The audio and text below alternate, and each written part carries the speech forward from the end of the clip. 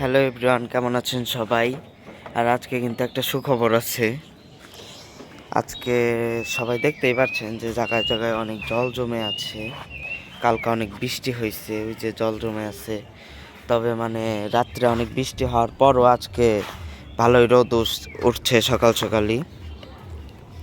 আর আমি ছাদে এই পাশটায় কেবলই এসেছি, পরে দেখলাম যে একটা কবুতর ঘুরছে এই পাশ দিয়ে, যেটায় এই পাশ দিয়ে ঘুরছে। আমি যেই একটু সামনেই গেলাম, দেখলাম যে আমার এই যে খাঁচার মাঝখানে যে জায়গায় এর দিক দিয়ে উড়াল দিল। পর আমি ধরে ওকে আপাতত রেখে দিয়েছি। তারপরে একটু খোঁজ করব যে এটা কার কবুতর হতে পারে, তাকে ফিরিয়ে দেওয়ার চেষ্টা করব। যার যার জিনিস তার তার কাছে অনেক মূল্যবান, ওটা দেখার চেষ্টা করব। আর পাশাপাশি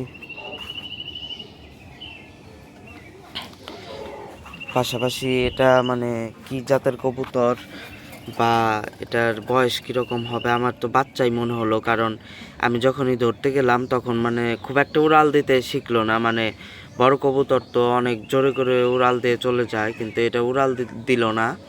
আর যেহেতু কালকে বৃষ্টি হয়েছে, কালকে রাত্রেই হারাইছিল নাকি সকাল সকালই হারিয়ে গেল সেটাও বুঝতে পারছি না। আর আশেপাশে তেমন কেউ তো কবুতর পালে না, ওই পাশ দিয়ে অনেকে পালে। এখন দেখতে হবে যে কার আসলে এটা। আর এই দিক দিয়ে কিন্তু যে সব মুরগি টুরগি খাবার দেওয়া শেষ, বাচ্চাগুলোও খাবার খাচ্ছে।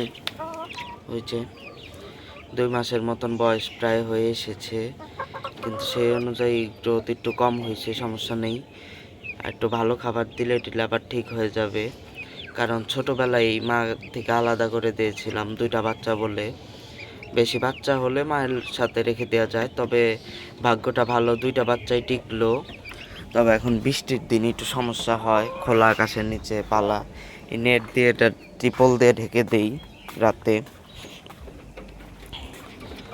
আর এই পাশে ওই যে একটা কুচে বসে আছে, আরেকটাকে তো কুচে বসিয়েছি যে এই পাশে নিচে নিচের খাঁচায়। ওই যে দেখুন কি সুন্দর করে চোখ টিভি মারছে। আর এই পাশে আমাদের এই যে মোরগ টোরগ সবাই খাবার দাবার খাচ্ছে, খাবার খাওয়া শেষ। এই পাশেও খাবার পুড়িয়ে ফেলেছে। আরেকটা ওই যে ল্যাজ দেখা যাচ্ছে আমাদের ম্যাঙ্গোর, ওই যে একটু ভালোভাবে দেখানোর চেষ্টা করি। ওই যে ঝুড়িতে যা বসে আছে, ঝুড়ি না মানে এই বালতিতে মধ্যে, ওটা ডিম পারবে এখনই। আর ওটা কুচে আর একটা ডিম পারবে। আর এই দুইটার একটু ডিম পারতে একটু সময় লাগবে, কিছুদিনের ভিতরে পারতেও পারে, বলা যায় না। খাবার দিচ্ছে ঠিক মতো।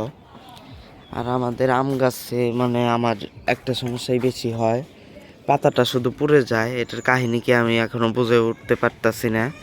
তারপরেও গাছে 3টা আম এখনো টিকা আছে। যদি পাতা পুরার সমস্যাটা না হতো তাহলে অনেকগুলো আম টিকতো আশা করি। আরও 2-1টা আছে, এগুলো টিকবে না, ভাব দেখেই বোঝা যায়। এটা তো এখনই পড়ে যাইতো, আর এটাও টিকবে না, কারণ ছোট বড়গুলো বেশি পুষ্টি নিয়ে নেয় আম গাছের। আর এই পাশে কিন্তু এই যে কচি পাতা আসছে প্রত্যেকটা ডালে ডালেই। আর এই পাশেও ব্যানানা ম্যাঙ্গোতে মাত্র একটা আম টিকেছে, ওই ওই ডালে সব পড়ে গেছে। এটা আশা করি টিকবে, এটা টিকে যাবে। এটাকে পলি করে দিব। আর গাছের এখনই মানে রিপোর্ট দরকার আমার গাছের, কারণ পাতা পোড়ার সমস্যা যেহেতু দেখা দিচ্ছে, তার মানে গাছের সমস্যা আছে কিছু কিছু, আমার রিপোর্ট করা দরকার। আর এই পাশের ডালিম গাছটা শুধু শুধু ঝোপালোই হচ্ছে, কোনো ফল ফুলের আশা নেই, কারণ এটা বিচির গাছ। ভালো জাতের আনার চেষ্টা করব। আর এই পাশে এই যে গোবর সার দিয়ে, এই যে গোবর সার ভেসে উঠেছে ভালোভাবে, একদম মানে বীজ ফেলে দিয়ে দিব পালং শাকের। এই পাশে যে লেবু গাছের গোড়ায় 2-1টা হয়েছে, ওই পাশেও 2-1টা হয়েছে। এ পাশে ধনিয়া হয়েছে। আর এই পাশে আমি মানে একটা দড়িতে মানে এই অপরাজিতার গাছটা উঠার একটা ব্যবস্থা করে দিয়েছি। ফুলগুলো অনেক সুন্দর লাগে আমার কাছে, এই যে কত সুন্দর লাগে ফুলগুলা সাদা কালারের মধ্যে। আর এই জায়গাটার মধ্যে একটা সাদা একটা নীল, এই জায়গায় 2টা গাছ আছে। এগুলা ওই যে গোবর সার দিয়ে ভালোভাবে বসিয়ে দিয়েছি। আর এই পাশে যে মিষ্টি লাউ গাছে গাছ যেহেতু ছোট, তার কারণে এই প্রথম একটা যে মিষ্টি লাউ ধরেছে ফুল। তবে মনে হয় পরাগায়ন হয় নাই, কারণ হবে না পরাগায়ন, এটা ফুলটাও ঝরে যাবে। তার কারণ হচ্ছে এই জায়গায় কোনো মানে পুরুষ ফুল নেই। পুরুষ ফুল থাকলে পুরুষ ফুলের রেণু যদি মানে কোনো মৌমাছি বা পিঁপড়াও যদি এই স্ত্রী ফুলে লাগিয়ে দিত তাহলে গাছটা হয়ে যেত, কিন্তু যেহেতু কোনো পুরুষ ফুল নেই তার জন্য হবে না। আর এই যে মার্চ মাস শেষ হতে চললো, তারপরেও কিন্তু ফুল গাছগুলো বেঁচে আছে। তার কারণ একটাই, আমি কোনোটাকে রোদে রাখিনি, এই যে একদম ছায়ার নিচে রেখেছি, বড় গাছের নিচে। ছায়াতে রাখলে গাছগুলো সহজে মরতে যায় না, সারা বছরই মোটামুটি ফুল দেয়। তবে এগুলো 12 মাসই না, কিছুদিন ফুল পাবো, তারপরে গাছগুলো মরে যাবে। আর 15 থেকে 20 দিন একটু ফুল পাবো, তারপরে গাছগুলো মরে যাবে আস্তে আস্তে। আর এই পাশে কিন্তু এই যে আমাদের রাম তুলসী পাতা, এগুলো কিন্তু অনেক মানে প্রত্যেকটা গাছে আমি রাখার চেষ্টা করি, যেগুলো কার্যকর, অনেক মানে কাজে আসে। এমনি তুলসী পাতা গাছে অনেক রাখি আমি, এগুলো মানে মাঝে মধ্যে কাজে দেয়। যেমন সর্দি কাশি হলে মুরগির চিকিৎসাতেও লাগে, আমাদের চিকিৎসাতেও আসে। আর এই পাশে কিন্তু এই যে করলা গাছগুলো আমি এই যে কাঁঠাল গাছে উঠিয়ে দিব, এখানে উঠিয়ে দিলেই করলা ধরবে একাই।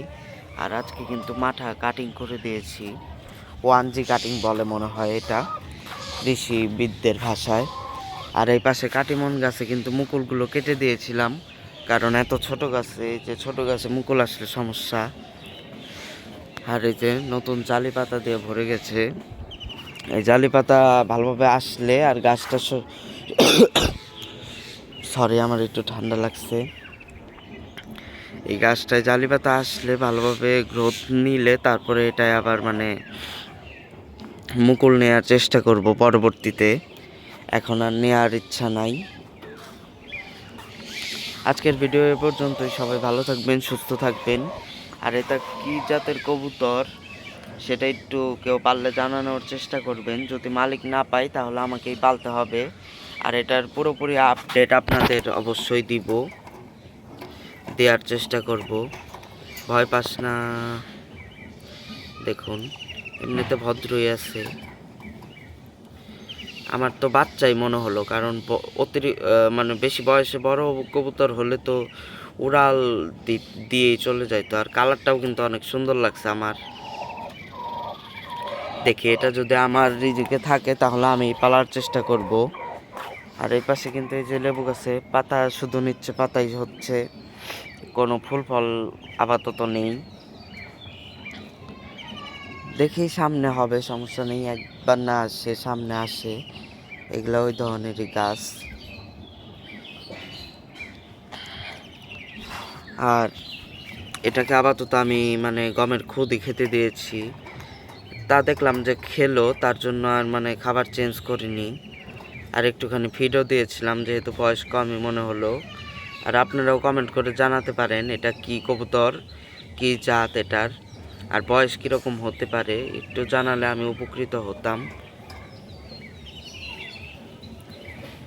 সবাই ভালো থাকবেন, সুস্থ থাকবেন। আজকের ভিডিও এই পর্যন্ত।